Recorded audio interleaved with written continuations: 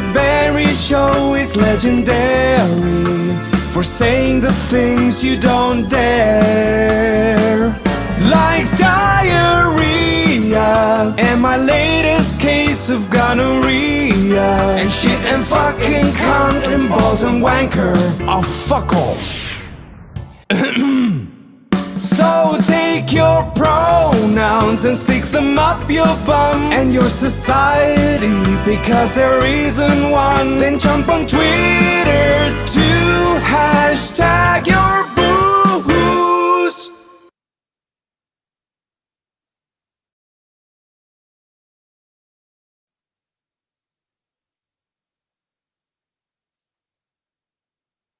Welcome to the Mr. Berry Show. My name is Stephen Berry, and it's all a very casual affair for a few moments, as this is a live show, so everything will go wrong. I'm just incredibly excited about stick in the mud against Daniel Andrews' fascist and totalitarian pandemic bill, which would have seen potentially up to $90,000 fines for individuals, $400,000 fines for businesses who breached the new pandemic rules. These pandemic rules would no longer have to be approved by the Chief Health Officer. Instead, the Minister of Health, who reports to Daniel Andrews, would be able to authorise these emergency powers, which could be renewed every 3 months without legislative oversight for as long as they please. And it would not have even taken a single case of any pandemic whatsoever for those powers to have been invoked. It was a disgrace of a bill, absolutely disgusting, in a free, well, somewhat free, it's not free at the moment, is it? Free Western liberal democracy. So why is there still hope for those of us who oppose this absolute disgraceful fascism from Daniel Andrews? Well, it's funny. A few weeks ago, there was a case of something that broke the rules of the Victorian Australian Labor Party, but wasn't illegal. The Labor senator, Adam Somyurek, was basically excluded from the Labor Senate party because he was accused of branch stacking. So now he's essentially an independent, and the Labor Senate, so there's 40 seats in the Victorian Labor Senate. Labor has 17, so they needed an additional, well, they thought they needed 3 crossbenchers, and they thought they could count on Adam Somyurek, being a former Labor senator, plus the Animal Justice Party, plus the Reason Party, for fuck's sakes, virtually a libertarian party. And it turns out that she had been negotiating this bill in secret with the Dan Andrews government since March of this year. How betrayed do you feel if you voted for the Reason Party? So, ex-Labor Senator Adam Somyurek has announced he will vote against that pandemic legislation in the upper house in its current form. So the legislation was set to narrowly pass Parliament this week with the support of 3 key crossbenchers that I mentioned before. And Somyurek, he has now stated that the bill could lead to tyranny, to rule by decree, will, and it did not have enough checks and balances to keep the leader of the day accountable. It's got no checks or balances. He pretends, if he had continued to be a member of the Andrews cabinet, he would have argued this bill is a bad idea because it gives too much power to the government. Well, this bill's obviously been negotiated on for over 6 months, and he hasn't said shit. So maybe it's a case of bitterness and resentment, but fuck it. it gets that bill on hold. So Dan Andrews has been trying to get this legislation passed before the state of emergency is due to expire on the 15th of December. And now it would appear that it may not. So what happens now? Just a moment.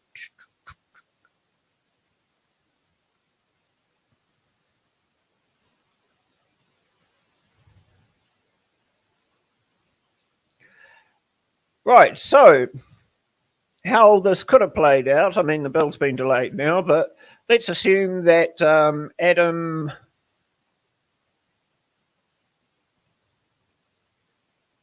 Somyurek had voted for the bill, then there would have been 21 votes in the upper house, giving it a majority to pass.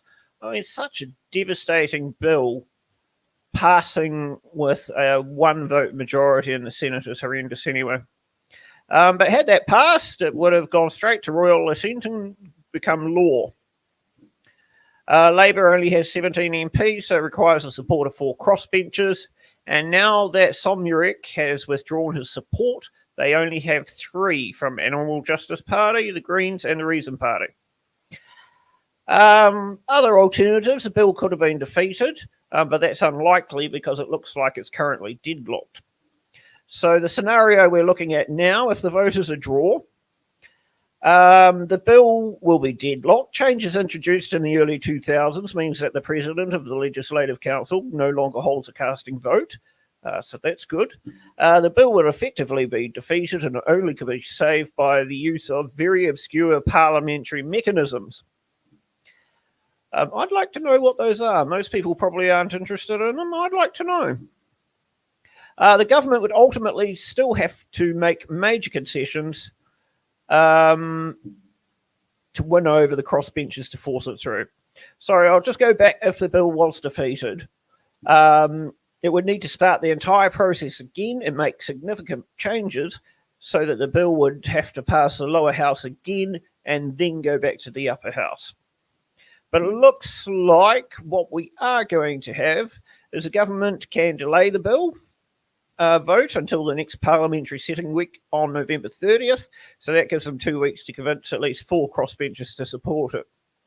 And aside from those absolutely filthy fascist scum pigs who have already committed to voting for the bill, there is absolutely no support whatsoever across any of the other crossbenchers.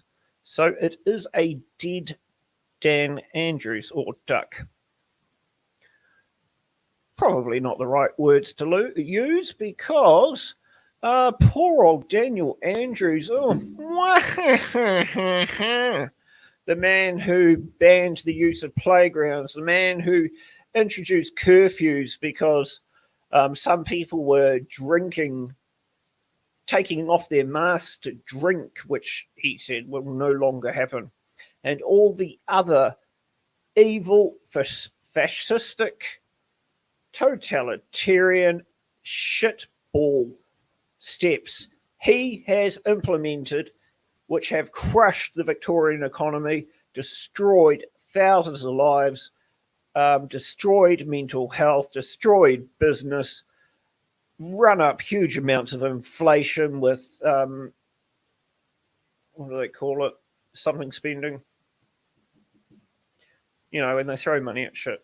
All the horrible, disgraceful things he's done. What the police have done in Victoria throughout lockdown, destroying the right to protest peacefully, which results in protests becoming violent because the police are shooting rubber bullets at people and pepper spray at people who aren't even attacking the police, getting facefuls of pepper spray.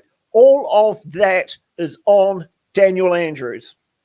And he is now playing the victim, condemning the violent scenes at Melbourne protests now, opposing the proposed pandemic bill as ugly behaviour by extremists. You're a fucking extremist, Dan. You are the extremist. These protesters have not managed to recruit thousands of police with shields, rubber bullets, pepper spray, batons, and the like, to violate their right to protest against your policies. And now you are going to play the victim? Nah, mate. Fuck off, mate. There's been threats made to storm Parliament and set up makeshift gallows. There's a blow-up replica of the Premier has been placed into these makeshift gallows, so they are... I don't know, it's no worse than what that horrendous ginger comedian Kathy Griffith did with the Donald Trump head.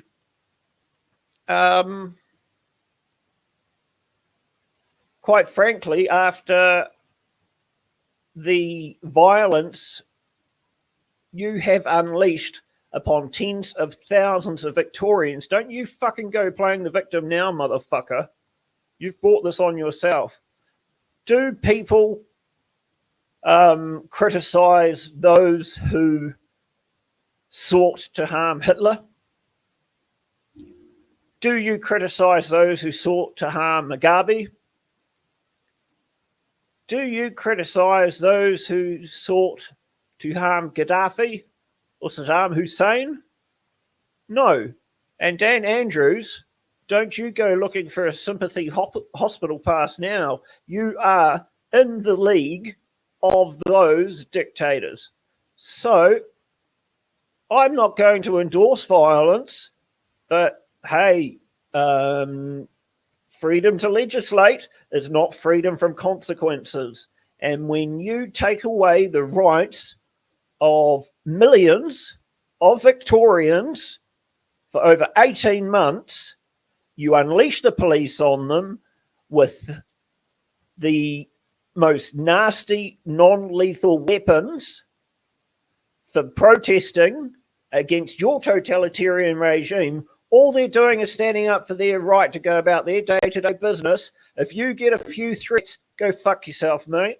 That's the consequences of it. Also, just a small thing to add, New South Wales state government thought they might extend their pandemic powers to 2023, despite the fact that they're over 90% of vaccinations, despite the fact they are reducing restrictions. What the fuck? And fortunately, that was very quickly pulled. The price of freedom is eternal vigilance, ladies and gentlemen, and I take my hat off to those Victorians who are getting on the streets, making their voices heard, and if Daniel Andrews is shaking in his jackboots, so be it. Thank you very much for watching this impromptu quick live episode of the Mr. Berry Show, and I look forward to returning to our more professional and scripted show in the near future. Thank you.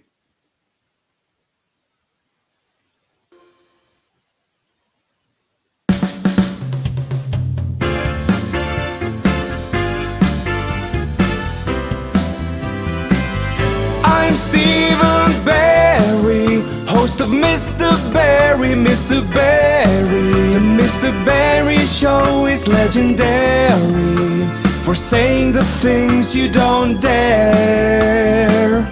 Like diarrhea and my latest case of gonorrhea, and shit and fucking cunt and balls and whacker. Oh, fuck off.